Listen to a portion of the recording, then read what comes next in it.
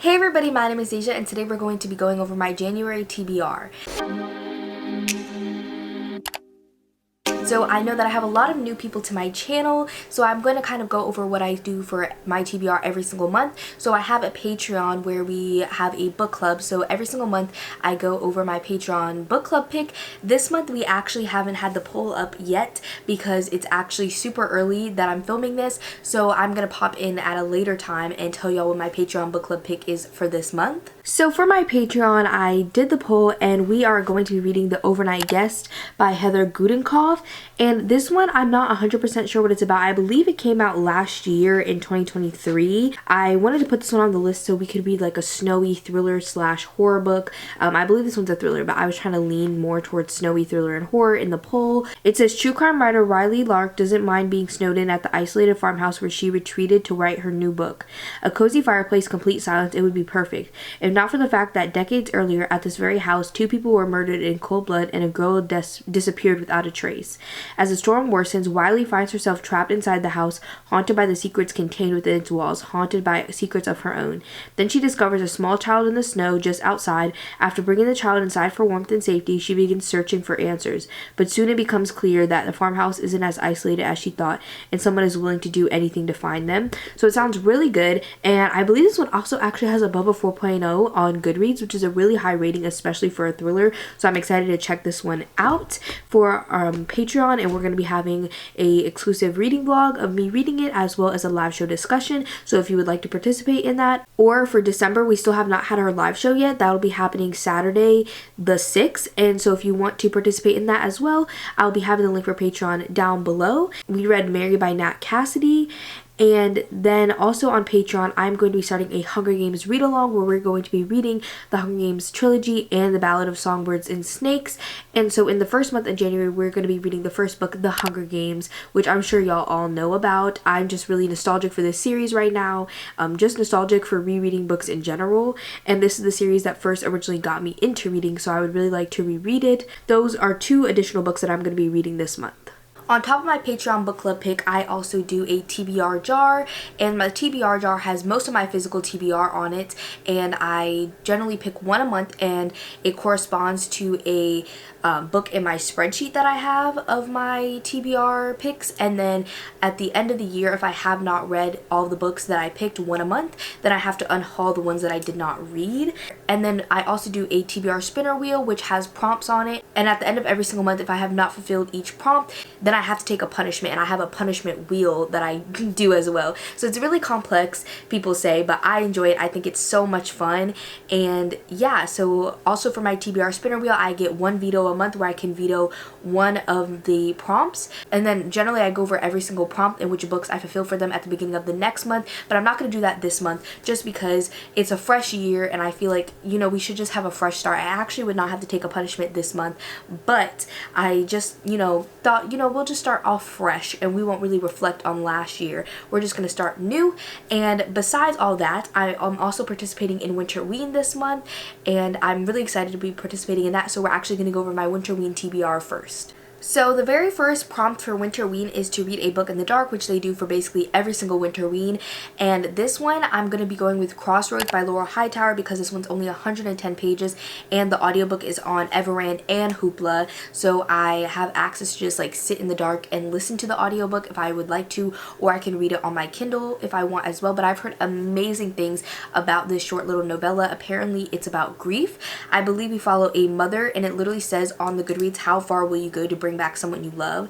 But we follow a woman, and her son died in a tragic car accident, and one day she like cuts her finger a little bit and a drop of blood goes on his memorial, and then she believes that she is seeing his ghost, but we're not sure if it's actually his ghost or if it's something more evil and malicious. I've heard, as I said, such good things about this one, and I'm really excited to try it out and try out a Laura Hightower for the first time. The next prompt is to read a book with a witch on the cover, and also there is a prompt that's read a book that has purple on the cover, and for both those prompts I'm going with Cackle by Rachel Harrison. As you can see, the cover is mostly purple and it has this hand of a witch, and so I believe that we follow this woman who just has kind of played it nice and safe her entire life, and she's actually dumped by her boyfriend, so she decides that she needs a fresh start, so she accepts a new teaching position and she moves from the city all the way into a small little village upstate, and she really loves it there. The townsfolk are super nice and she loves her apartment. She thinks it's amazing, but it has kind of like a weird spider infestation as well. And she also meets this woman named Sophie who's very magnetic. She's very drawn to her, and Sophie's also really drawn to her as well. And Sophie is trying to push our main character to basically start living more for herself, because that's how Sophie lives as well. And all the townsfolk seem a little scared of Sophie, but despite that she keeps spending more time with her, but kind of notices some weird things, that like she seems very ageless and maybe she has like a little power, and maybe, you know, she's a witch as well. So I'm really excited to try this one out because I loved Black Sheep by Rachel Harrison and I really want to read the rest of her backlist, so I'm really excited to continue on her backlist with this one. Next prompts are to read a book with a snowy wintry setting and also to read a book that has a W in the title, and for both these prompts I'm going to be going with Moon of the Crusted Snow, and this one I've been really looking forward to lately. I'm not sure why, but it's just kind of been on my mind. This one I believe follows an indigenous community and it's in a post-apocalyptic world. I'm not a huge fan of like apocalyptic things or post-apocalyptic things, but something about this one just draws me in, and so obviously everything goes dark, their stash starts to dwindle, and they also have this weird visitor that comes up and kind of starts chaos. More and more visitors start popping up and there's a lot of people dying from sickness and just a lot of chaos that's been happening. So a group of friends and family decide to band together and turn to the land and their indigenous traditions to basically help their community thrive again. And this one I've heard such good things about. It's described as a thriller, but more people describe it as horror, and I know it's more literary fiction, so I think it's just really just going to be so good and I'm just really excited for it. And so that's my entire Winterween TBR. I knock it out with 3 books, which is really amazing because when Winterween is taking place from the 5th to the 11th, that is the weekend slash week right before I go back to school. And so the first couple days of the readathon are actually when I have RA training, and then that weekend I'm preparing to go back to school, and then the last couple days of the readathon are my first couple days of the semester, which even though I never really had that much homework, there's a lot of social events and stuff like that, so I'm glad I'm going to be able to knock out this readathon with just a couple books. Okay, so I actually left my TBR jar at school because if you don't know, this is actually my house where my parents live, but I generally spend most of my time at school, where I left my TBR jar. So I'm basically just gonna ask Google to generate random numbers and letters. So the spreadsheet goes from A through K, and I'm not gonna screen record this, so y'all are just gonna have to believe me. So I'm just gonna generate a letter, and this doesn't have a stopping point, so if it's beyond K, I'm just gonna generate again. So the very first one it's loading is actually K, which is amazing because that is horror, which is my favorite genre. So I'm glad that I get to read a horror book, and it goes down to 50. So I'm gonna ask Google to now have a random number generator, and we're gonna generate a number between 1 through 50. So I actually generated number 4, which is The Last House on Needless Street by Katrina Ward, which I'm really excited to read this one. I've heard pretty mixed things about it. I believe in this one we follow a girl, an older man, and a cat, and you're trying to figure out how all these perspectives are connected. I believe I've actually been spoiled for how they're connected, so we'll see if I end up still enjoying this one or not. I'm really happy that I got this one for my very first pick of the month, and I know it seemed really complicated. I promise you it's not. Generally I have a jar that just has one letter and a number on it and it corresponds to a book, but this month I just had to do it a little bit different. Now we're going to be moving on to my spinner wheel. Spin number 1.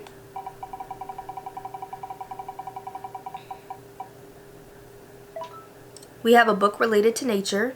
And for the very first spin, I got a book related to nature, and for this one I'm going to go with Moon of the Crusted Snow. I love doubling up on books, but this one has snow on the cover, it has snow in the title, which to me is related to nature, my game, my rules. So I'm saying that this one gets to count for the prompt. And then also I know that it says in the synopsis that they turn to the land to help them, and the land is a very big part of this book and a part of indigenous culture and traditions, so I'm going to say this one definitely counts. Spin number 2.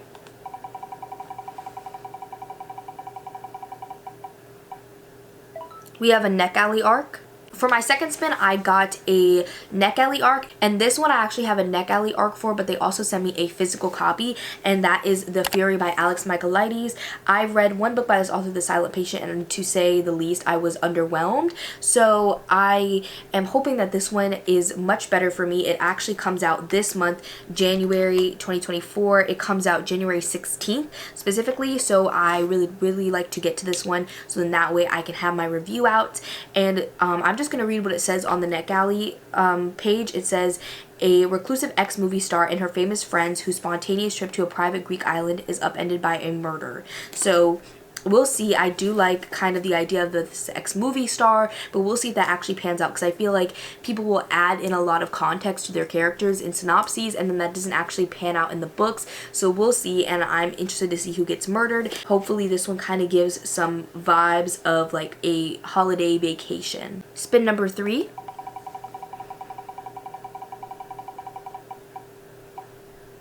We have Finish a Book Already Started.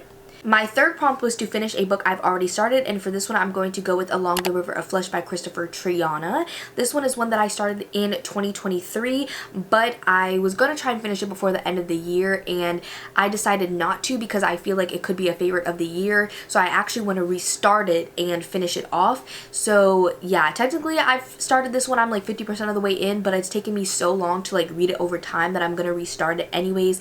And this is the sequel to Gone to See the Riverman by Christopher Triana, which I love. It was one of my favorite books of 2022, and it follows a woman, and she is basically obsessed with this serial killer, and she literally like goes to see him and has like letters and stuff and everything that they correspond with, and he ends up giving her a task where she has to go to his little cottage out in the middle of nowhere and retrieve something for him. And while she's there, she brings along her disabled sister with her, and she maybe has a run-in with this mythical man called the Riverman that is in the deep south along this river that runs right by his little house cottage thing.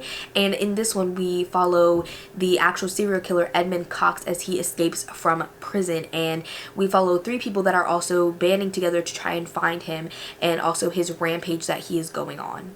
The first book is so good, and this one is definitely really good as well. That's why I didn't want to finish it off in 2024, because I already filmed my best books of the year, and I didn't want this one to accidentally end up one of my best books and me not be able to discuss that. So I'm just going to hold off and read it for January. Spin number 4.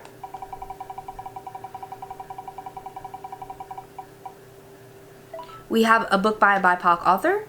Next up, I got a book by a BIPOC author, and for this one I'm going to go with one of my books on my 24 books to read in 2024, which I don't think has come out yet, but I have My Darkest Prayer by S.A. Cosby on there, and I really want to read this one because I love S.A. Cosby's work that I've read so far. I read 3 of his 4 books, and this is his debut work. It's the only one of his that I haven't read, so I'm really excited to hop into this one. It follows a man who is known to be basically just deal with bodies. Like when nobody else will, he will, and there is a preacher that dies, and his parish asks him to basically make sure his death is not swept underneath the rug, and what he thinks is going to be an easy payday actually leads him down a road of corruption in this very small town, and he is trying to like deal with that but also try to prevent his secrets from being unearthed as well. I'm really excited for this one. I haven't heard the best things about this one compared to his other work, but I know that it's still gonna eat because it's Sean Andre Cosby.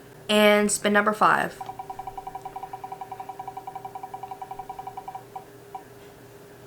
We have a gritty book. And the last prompt that I had for this month is a gritty book, and for this one I'm going to be going with Saving Noah by Lucinda Berry. This one's also on my 24 books to read in 2024, and I'm really excited to try this one out because it's some of my friends' favorite books of all time. This follows a boy named Noah, and he is in high school. He's like a straight A student. He's an amazing athlete. He just seems to have it all, but he actually admits that he likes children and is basically a pedophile. So that's what's going on, and his mom decides, you know, she is not going to shame him, even though the father does and is basically done with him. She decides to stick by him, and we follow, I guess, their relationship, and then also believe Noah does not want to be a pedophile, but he can't help it, and the nuance around that. And Lucinda Berry is like a child psychologist. She's a literal doctor, so I really trust her writing and her work. I really enjoyed The Perfect Child by her, so I'm really excited to try this one out as well. So I want to be able to leave a little bit of room in there for me to mood read, but I also have 2 books that I would really like to read in this upcoming month. And the very first one I have is Little Women by Louisa May Alcott. This is a classic, and I haven't read a classic in a long time. She's a little thick, but this one's also on my 24 books to read in 2024. I promise I'm not spoiling the whole video. We still have over 20 books that I haven't talked about, so you guys should definitely check out that video when it comes out in just a couple days.